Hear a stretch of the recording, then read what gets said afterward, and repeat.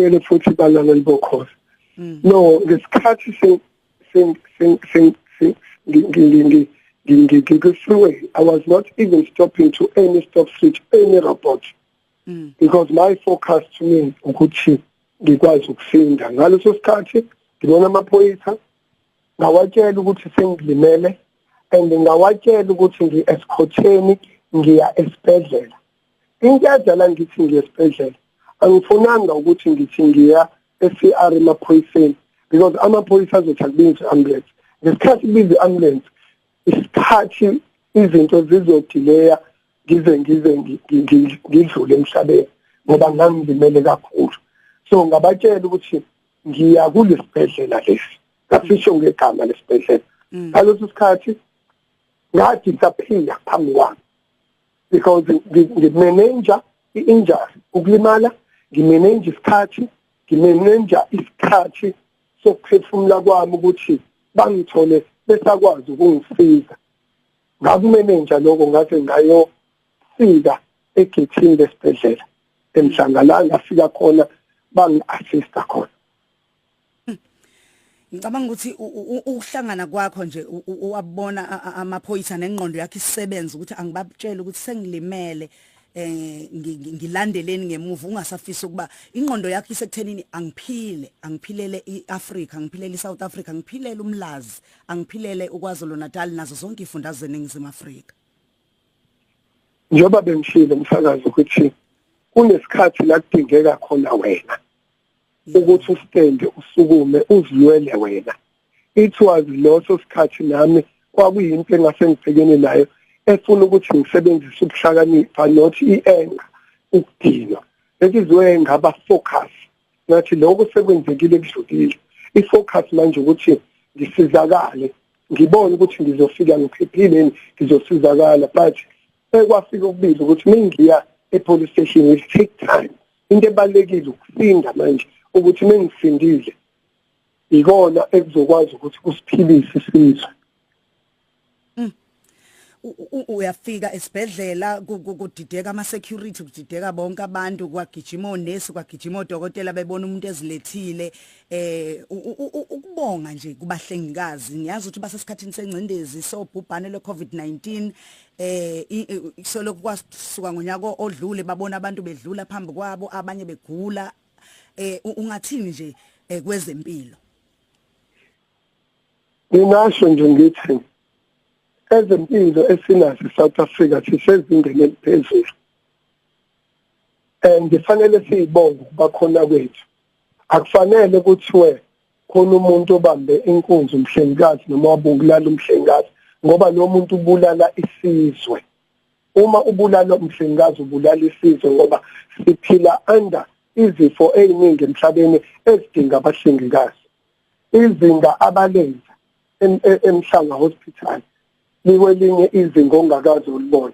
Indlela abangithathela ngayo phezulu, indlela kwasekugcwele kuzona imoto, abelungu, amandiya, all the nation was there.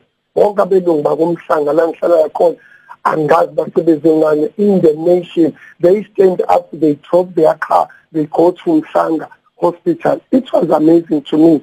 I think I get the strength of that support, included abahlengikazi. All of them in the esibhedlela, they see me, they knew me. They were very disappointed. Uyazi ke ngiyabuka nje konke ukwenzeka konke usidwebela kahle isithombe. Wena ke manje ufundeni kuyo yonke lento? Njengobhuti wabantwana abanye okungayibabakho, ongazalwa nabo, ongahlobene nabo. Kodwa uma sibuka manje la enkundleni zokuxhumana ubusubona umuntu ebhala ethi mina wakwangisiza ekuthenini, wakwangisiza ngathola umsebenzi, mina nginezincwadi zokushayela uye, namhlanje mina ngaqashwa ngenxa yakhe, ngenxa ukuthi ngakwazi ukufunda. Uboneni yini uma ucabanga lokhu kufanele kwenzeke kuwena? What I learn about life in general, I learn ukuthi being a man of God and being a believer, it's your number one threat kuyimpilo yakho. Zonke izinto ozenza emhlabeni fanele kube izinto ezinhle emhlabeni ebantwini. ngoba inyanya zabantu noNkulunkulu baba kanye nawe. Akulona idlozi lami kuphela elangisindisa, leyo mndeni ephilayo ephiliswa yimina ngeke yaphiliswa yimina, iyiphathi imparcel that saved my life.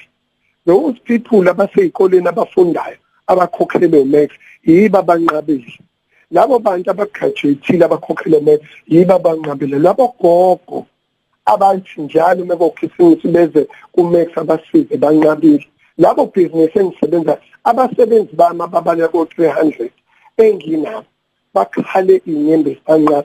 Wena usesikoleni oyi-student today ufuna ukuba i-entrepreneur, fanele wazi ukuthi being an-entrepreneur ukuba usomabhizinisi kuhamba nama-responsibility.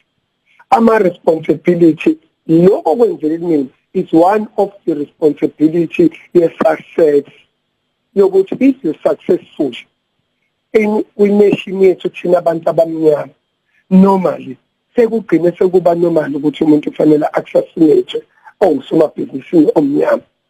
Lokho kwanje kwangifundisa konke lokho.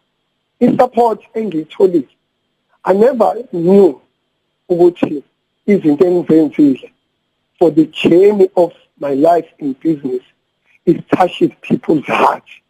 The graduates, the business people, the white nation, the Indian nation, the colored nation, everybody.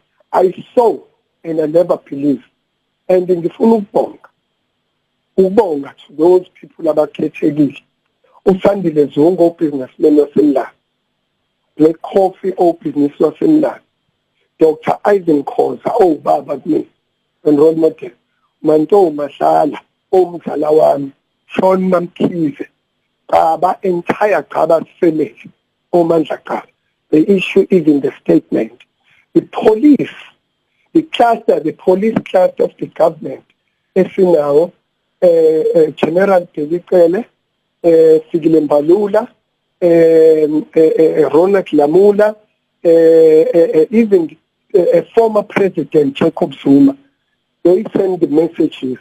They called me, the government of KZN, Durban Tourism, all of those people, even abantu in general, ingane esikoleni zifonela uthisha uthi ingane azikho focused, zibuza ukuthi siphephe kanjani uma role model yethu idutshulwa sibe sazi kahle ukuthi ayikazi yenza into embi.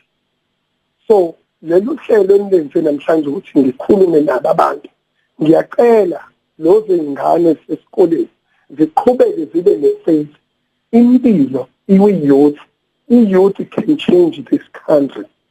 I-youth is in a power to bring the brand of black business people, especially as black. Because angitutshulwanga amanye amaculture, itutshulwa abantu abamnyama. I-decision ayithathwanga belungu amandeni. I-decision ithathwe umuntu omnyama. Why, ma-Africa? Why? You're killing one of your own. Why?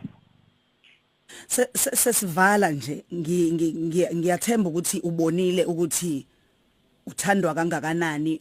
Ngicabanga ukuthi ubonile ukuthi abantu abathanda into oyiphethe. Mhlambe bayadlula ezintweni esingathi zimaterialistic, izinto ezibambekayo, ngabe imoto, ngabe ukuzozijabulisa lapha kwaMax, kodwa abantu bathanda isiqu sakho. Ngicabanga ukuthi mhlambe lokho nawe kukwenze kwakumangaza kakhulu ubona abantu bedlula kibo bonke abantu abakwazile ukuthi bafinyelele eduze kwakho, abanye bakude, abanye abasondelene nawe, abanye baseyindaweni ezihlukahlukene, kodwa abanye mhlamba banalo nedatha kodwa bayamazi uMax, bazwile ngaye, bafunda ngaye. Ukubaluleka kwakho wena, izinto zakho zonke ezinye ezikhona zobhizinisi bangakhuluma ngazo, bakhuluma ngawe, bangasho ukuthi awubaphela ubumnandi kwaphela lokho nalokho, aphela amabhasari, bakhuluma ngoMax Mqadi. Ungathini eAfrica? Into engifuna ngitshele abantu base-South Africa or in the world, uNkulunkulu designed the person, uNkulunkulu blessed the person, uNkulunkulu ubhala ijeni yomuntu yonke into eyenzekalayo is a part of my journey. Even what happened in the end, it was a part of the journey and the history and the legacy of UMax. As a person, I still owe South Africa a lot. I think South Africa still needs me. Kuyo zonke indawo la ungidinga khona, because bangikhombisile abantu ukuthi nami bengingazi ukuthi ngilo muntu oyena kulabantu. Sometimes uma ushintsha impilo zabantu kuba abantu bangakini, not entire South Africa, entire even outside in the world. Abantu bahleli bedutshulwa, but the impact that eyenzekile showed ukuthi fanele into bengenza ngiyenze sisi. And ngifuna ukusho lokho, ngicela abantu basemlando stand together and protect i-township yabo. UMax ufa ufela i-township yabo. UMax ufa ufela i-KZN oyi-developer. UMax ufa ufela i-South Africa. Ngicela bazi ukuthi asinaphela amandla, sizoqhubeka. Ku-tourism, they must fight. Iyona nto ekhona emnandi next lifestyle eThekwini nje namaphethelo wonke. Abantu abayi-reason why they visit iDurban. So abangapheli amandla. I-township is saved.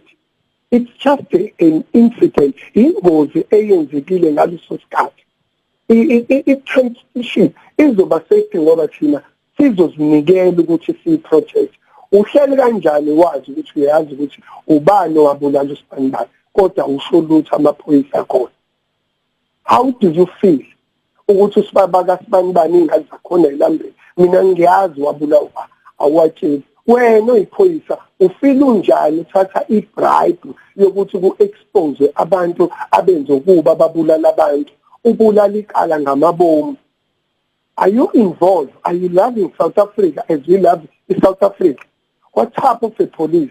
Why did you take a badge to protect the community? If wena uzofika umuntu ephethe information ubona ukuthi wena fanele enze imali, why ungasukumi wena unikeze umphakathi ukuthi umphakathi uphephile ngenxa yakho, ngokuthi wena uzokwazi ukumela iqiniso?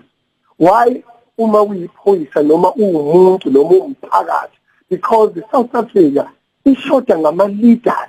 I-leaders you can lead none, you can lead. Ayinaminyaka i-leaders. We are running short of the leaders and nabantu abanonembeza. Abantu base-South Africa baphelelwe unembeza. Please, let's gain unembeza. Yonke lento eyenzekayo empilweni zabantu izophela ngoba thina abantu abamnyama siyabazi ababulali. Uzwile plan, ubukhona plan, wasala.